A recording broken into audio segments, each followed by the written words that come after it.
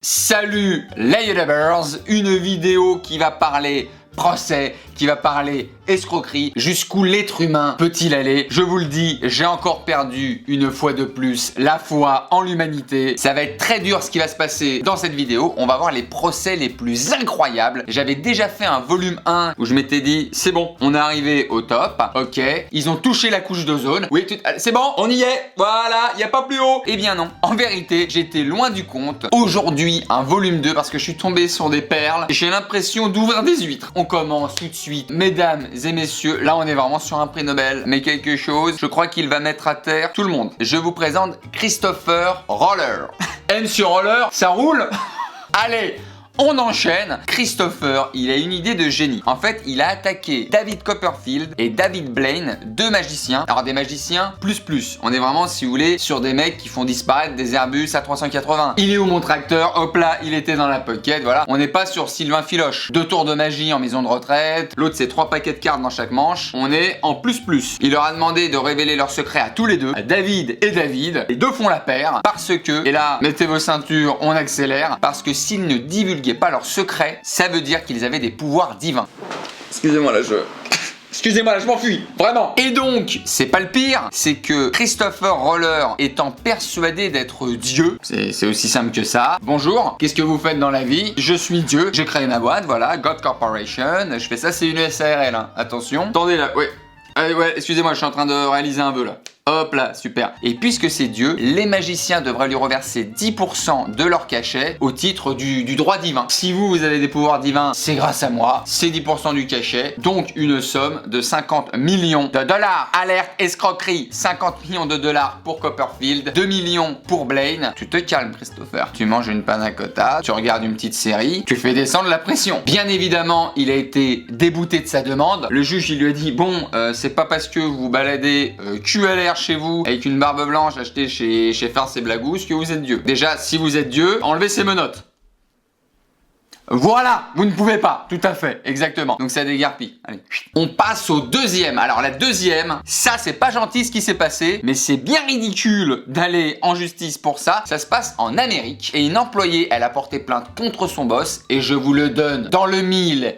Émile, toujours une petite expression qui passe crème, hein, vous allez en soirée, je te le donne en mille Émile, voilà, à la tienne Étienne, où je me gare Edgar, bon j'en ai pas mal. Si vous voulez en commentaire, vous m'en mettrez, hein, je prends le rab. Elle a demandé 3,9 millions de dollars de dommages et intérêts à son patron, sous prétexte qu'il la comparait à Suzanne Boyle tout le temps en raison de son âge et de son poids. Déjà, c'est pas gentil pour Suzanne. Alors comment elle s'est expliquée pour réclamer 3,9 millions de dollars juste pour... Ah, t'es Suzanne Boyle! C'est qu'en fait, cette insulte lui a causé des insomnies et de l'anxiété. Elle se réveillait la nuit. Je suis pas Suzanne! Oui, bah tais-toi chérie. Attends, il est 4h du mat. Puis c'est pas faux, enfin. Déjà le lit, il est bancal. Je dors comme ça. Et selon ces docteurs, ça aurait causé une hémorragie au cerveau presque fatale. On décrète la pire insulte au monde et désormais Suzanne Boyle. En fait, son boss, c'est Ken le survivant. Suzanne Boyle! Voilà. Tu ne le sais pas encore, mais tu es déjà mort. Petite parenthèse quand même, non au harcèlement. Je sais pas si ça lui a causé des hémorragies fatales, mais quand même, s'il y a harcèlement moral, faut que le patron il raque, hein. Parce que les beaufs qui font des vannes sur on a un Suzanne Boyle et...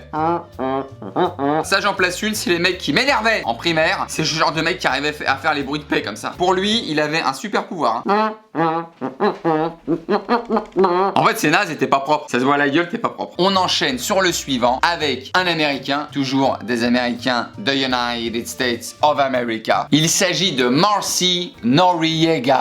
I mean, the real Noriega. On est en 2004 et Noriega, il tire sur un suspect avec son arme à feu, shoot in the head, pampan cucu, en pensant que c'était son taser. Donc système de défense du gars et de la police. Je croyais que c'était un taser. Et c'est là où ça devient intéressant. C'est que la police a considéré que n'importe quel policier aurait pu faire l'erreur et elle a attaqué le fabricant de taser en lui disant c'est de ta faute mon bonhomme, si t'avais fait des prises un peu moins proches d'une arme, on se sera pas trompé, donc c'est de ta faute. Je décerne l'Oscar de la pire excuse à monsieur Noriega et vous pouvez vous servir de cette excuse dans n'importe quelle situation, hein. Oui chérie, je t'ai trompé. Mais cette femme avait également 2 yeux et un nez. C'est confondant. Vous étiez des parfaites copies. Un véritable duplicata. Je n'ai pas pu faire la différence. Tu te rends compte qu'en lui faisant l'amour, je pensais à toi. Ça ne t'a pas traversé l'esprit, ça quand même. Un peu tenue, s'il te plaît. Merci. Donc pour le suivant, j'annonce une histoire glauquissime. Pour tous ceux qui ont l'estomac fragile, on prend du recul. On s'éloigne un petit peu de l'écran. On va faire des dessins. On va dessiner Mickey. On va dessiner Donald. C'est une histoire qui se passe dans l'Ohio, United States of America. Et c'est l'histoire de Edward Brewer. Edward Brewer, il a 47 ans et il a été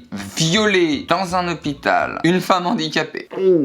Donc le gars, il est condamné à 10 ans de prison en 2002, sauf que il attaque l'hôpital, non mais culotté, hein, pour négligence. Je m'explique. Il dit qu'il a souffert d'un préjudice moral dû aux mesures de sécurité inadéquates pour les visiteurs et les patients dans l'hôpital. C'est de votre faute si j'ai été comme un gros salopard violer des gens. Si votre système de sécurité était plus fiable, on n'en serait pas là. Démonstration faite, CQFD, par ici le pognon. C'est à qui j'envoie mon RIB? Il a quand même demandé 2 millions de dollars, hein, pour l'anecdote. Bien évidemment, il a été débouté. C'était clé de bras, ça part en zonzon, on ferme les volets, on éteint la lumière, voilà, on se revoit en 2079 ou pas. Le suivant, c'est magique. Là honnêtement, prenez du popcorn. C'est grand écran, Dolby Surround. On est en Italie et un sexagénaire a traîné son propre chat en justice pour voyeurisme. Waouh. Là on va se poser, on va étudier les choses. Qu'est-ce qui s'est passé? L'homme a expliqué qu'en fait, lorsqu'il est avec sa femme en train de jouer à la bête à deux dos, il y a son chat dans un coin de la pièce qui le fixe. D'après lui, le chat il est dans le coin de la pièce, il part en caméra infrarouge et il se fait zizir. Voilà, plus doux,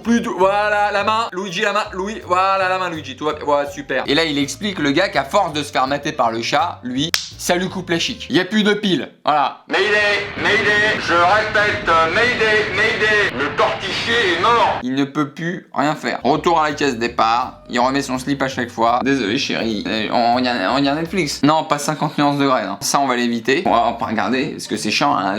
Toujours du cul, quoi. Merde, on peut se faire un documentaire sur les fleurs. C'est joli les acacias, hein, quand on y pense, hein. En même temps, faut le comprendre, c'est joueur un chat. Il voit deux boules qui bougent, il te perd une grille dans un testicule, tu deviens pro en claquette, quoi. Tu prends 3 octaves, ça peut se terminer très mal la soirée. Mais il a été plus loin, le gars. C'est pour ça que je lui ai demandé de vous asseoir tranquillou de prendre du popcorn. C'est qu'en fait, il a été plus loin en disant que c'est sa femme qui avait fomenté un complot avec le chat pour pouvoir humilier le gars sous la couette. L'autre il s'est dit, la femme le soir elle est avec mon chat, salut Mistigris, je gère quelque chose, un lait frappé. Et qu'ensuite les deux se disaient, toi tu vas te mettre à gauche. Moi je monte sur lui, tu le fixes. Je te la fais pas, tu maques le bilboquet. Et bah là l'autre il est en confusion totale. Raplapla raplaplou. On parle là-dessus Mistig. Donc la justice italienne elle a pris ça très au sérieux. Elle a renvoyé ça devant les tribunaux compétents et le chat a eu interdiction pendant 3 mois d'aller dans la chambre nuptiale, la chambre conjugale, pour déterminer si c'était bien la faute du chat. Le chat il a pas dû comprendre, hein. L'autre il s'est mangé 2 ans avec sursis, interdiction de ronronner. À la base je dormais moi dans cette chambre, hein. Moi j'ai jamais demandé à avoir un mec avec le slip sur les chevilles qui fait l'amour à sa femme, hein, et qui se trouve des excuses parce qu'il n'y arrive pas. Moi à la base je chasse des oiseaux, hein. C'est tout, hein. Et là on va terminer, c'est la dernière, the last but not the least. Bon bah voilà, je suis bilingue, c'est tout,